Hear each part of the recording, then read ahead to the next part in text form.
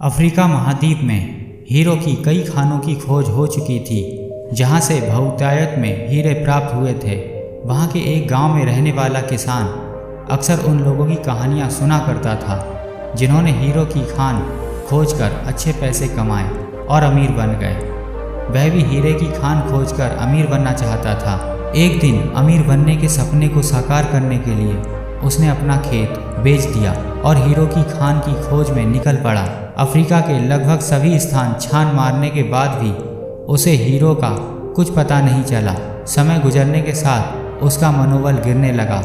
उसे अपना अमीर बनने का सपना टूटता दिखाई देने लगा। वह इतना हताश हो गया कि उसके जीने की तमन्ना ही समाप्त हो गई और एक दिन उसने नदी में कूदकर अपनी जान दे दी। इसी दौरान दूसरा किसान जिसने पहले किसान से उसका खेत खरीदा था, एक दिन उसी खेत के बीचों बीच बहती छोटी नदी पर गया। सहसा उसे नदी के पानी में कुछ चमकता हुआ दिखाई पड़ा। उसने ध्यान से देखा तो पाया नदी के किनारे पर एक पत्थर पर सूर्य की किरणें पड़ने से वह चमक रहा था। किसान ने झुककर वह पत्थर उठा लिया और घर ले आया। वह एक खूबसूरत पत्थर था। उसने सोचा कि यह सजावट के काम आएगा और उसने उसे घर पर ही सजा लिया। कई दिनों तक वह पत्थर उसके घर पर सजा रहा। एक दिन उसके घर उसका एक मित्र आया। उसने जब वह पत्थर देखा तो हैरान रह गया। उसने किसान से पूछा, मित्र, तुम इस पत्थर की कीमत जानते हो? किसान ने जवाब दिया, नहीं, मेरे ख्याल से तो ये हीरा है, शायद अब तक खोजे गए हीरो में सबसे बड़ा हीरा। मित्र बोला।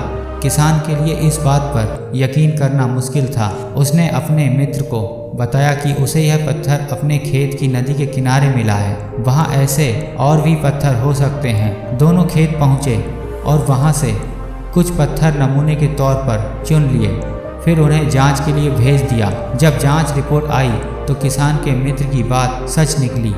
वे पत्थर हीरे ही थे। उस खेत में हीरो का भंडार था। वह उस समय तक खोजी गई सबसे कीमती हीरे की खदान थी। दूसरा किसान उस खदान की वजह से मालामाल हो गया।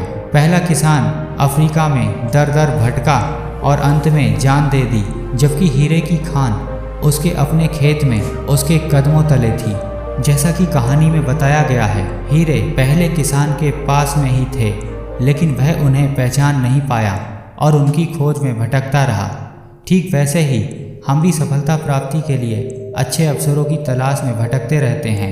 हम उन अवसरों को पहचान नहीं पाते या पहचान कर भी महत्व नहीं देते जो हमारे आसपास ही छुपे रहते हैं। जीवन में सफल होना है तो आवश्यकता है बुद्धिमानी और परख से उन अवसरों को पहचानने की और धैर्य से अनवरत कार्य करने की। सफलता मिलनी निश्चित है।